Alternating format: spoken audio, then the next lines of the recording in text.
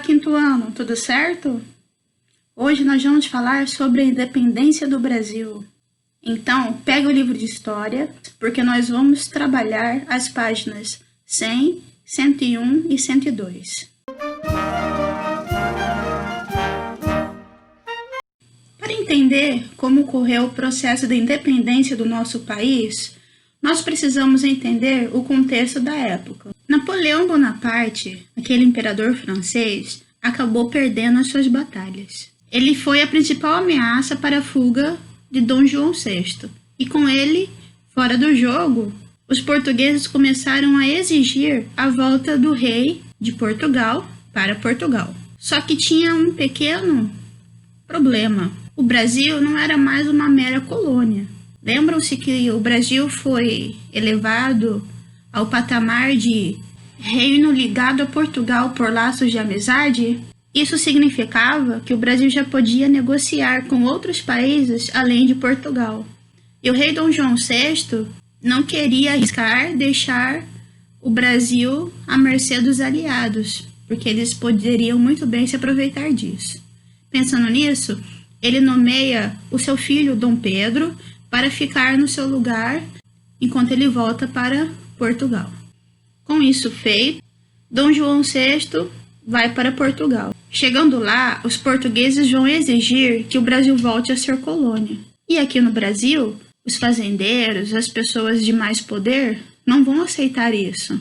Então começa aí a haver um atrito entre o que os portugueses queriam e o que os brasileiros queriam. O rei Dom João VI vai começar a mandar várias ordens e Dom Pedro, junto com todos os poderosos da elite, vão começar a não cumprir alguma dessas regras. Entre essas pessoas, nós podemos citar o José Bonifácio de Andrade e Silva, que vai aconselhar o Dom Pedro a assinar um decreto em que as ordens do rei de Portugal só serão obedecidas se passar pela autorização dele, do próprio Dom Pedro.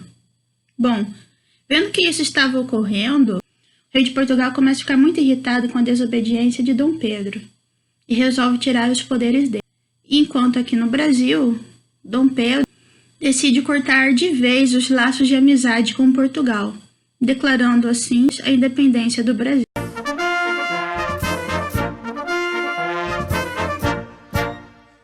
Então, a nossa independência ela não ocorreu de maneira pacífica, não agradou todos os lados e desencadeou uma série de conflitos.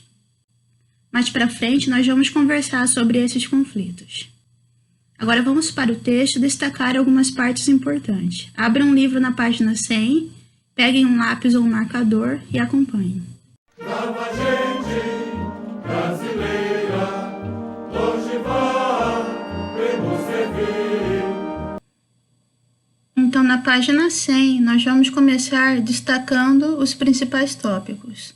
Dom João VI, ao partir para Portugal, deixou seu filho, o príncipe Dom Pedro, governando em seu lugar. Vamos destacar toda essa parte. No segundo parágrafo, nós vamos começar a partir de José Bonifácio. José Bonifácio Andrade e Silva, ministro do reino, aconselhou o príncipe a assinar um decreto declarando que as ordens da coroa portuguesa só seriam obedecidas no Brasil com sua autorização. No próximo parágrafo, nós vamos sublinhar todo ele. E nesse último parágrafo, nós vamos sublinhar a primeira, a segunda, a terceira, até o final da frase na quarta linha. Na próxima página, no texto do Saiba Mais, nós temos alguns fatos interessantíssimos sobre a proclamação da independência e esse quadro que é muito conhecido relacionado ao tema. Na página 102, nós vamos ter as atividades. A número 1 diz o seguinte: assinale as afirmativas erradas sobre a proclamação da independência do Brasil. Então, nós vamos ter 1, 2, 3, 4, 5 afirmações, sendo que algumas delas estão erradas. As que estiverem erradas, vocês vão marcar um X. A número 2, vocês vão ler um texto, esse texto aqui, E logo em seguida, no caderno, vocês vão responder a seguinte pergunta.